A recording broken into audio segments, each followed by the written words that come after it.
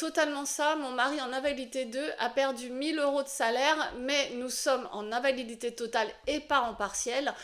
Conclusion, on a un refus de prise en charge et des grosses galères financières, donc je suis vraiment navrée de ce qui vous arrive.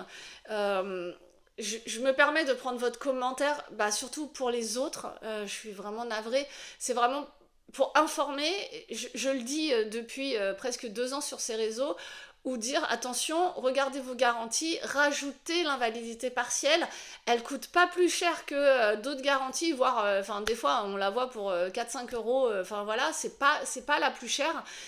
Et elle est vraiment essentielle à mon sens, mais parce que l'expérience parle et je sais ce que c'est que, voilà, un taux d'invalidité. Malgré le fait qu'on soit catégorie 2 de la sécurité sociale, ce n'est pas pour ça que je serai indemnisée sur mon assurance de prêt immobilier. C'est très important que vous compreniez ça. C'est vraiment une différence. La Sécu va me donner peut-être un taux, une catégorie.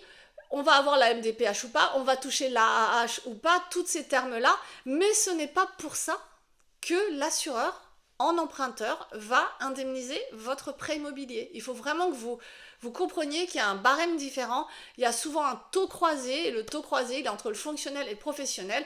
Et si l'expert vous met à 60%, je suis désolée de vous dire qu'avec une invalidité totale, ça ne passera pas. Vous n'aurez pas du tout d'indemnisation. Il n'y aura rien parce que le taux, il faut avoir 66%. Donc vraiment, prenez ces garanties-là. Pour tous ceux d'entre vous qui ne sont pas en arrêt maladie, qui ne sont pas en invalidité actuellement, changez vos contrats. N'attendez pas qu'il arrive quelque chose. Et oui, on ne souhaite pas qu'il nous arrive quelque chose. Oui, on ne veut pas y penser.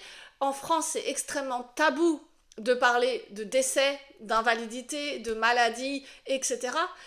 Mais rendez-vous service, vraiment. La solution, vous l'avez dans vos mains. Et vos mains, c'est de se dire, voilà, ok, on veut peut-être pas en parler, mais vous savez quoi, on en parle une bonne fois pour toutes, on change nos contrats, on indemnisera mieux s'il se passe quelque chose, et au pire, vous aurez juste une couverture plus intéressante, et souvent elle est moins chère en plus que ce que vous avez actuellement. Donc, vous avez tout intérêt à le faire. Et après, vous rangez ça dans un coin de votre tête si vous voulez pas y penser. Mais au moins, ce sera fait. Vraiment, croyez-moi, c'est des choses comme ça, des commentaires, des drames de vie, on en voit tous les jours. Donc, ne vous laissez pas attendre, en tout cas, n'attendez pas qu'il arrive quelque chose pour regarder ce qu'il y a dans vos contrats. Et ne partez pas non plus du principe que la personne qui vous a fait le contrat, elle vous a tout expliqué, parce que vous et moi, vous savez très bien que c'est pas vrai. Et ne faites pas confiance aveuglément parce que soit c'est votre banquier, soit c'est celui qui vous a trouvé le prêt immobilier, donc un courtier en prêt qui aura négocié un super taux, vous êtes super content, c'était génial, etc. Il y en a même qui vous accompagnent jusqu'aux signatures notaires, etc. Tant mieux. Les courtiers en assurance, c'est pareil. Ne partez pas du principe que vous lui avez demandé de changer pour faire mieux. Oui, mais s'il a fait juste copier-coller moins cher, vous n'aurez rien à y gagner. Donc vraiment, moi j'ai vu des dossiers faits par des consoeurs. Honnêtement, je pense qu'elle devrait changer de métier. Et je parle comme ça et j'ai aucun souci avec ça. À partir du moment où la personne, elle est chirurgien dentiste, ils ont droit à une invalidité professionnelle qui est complètement différente avec tout ce que j'explique.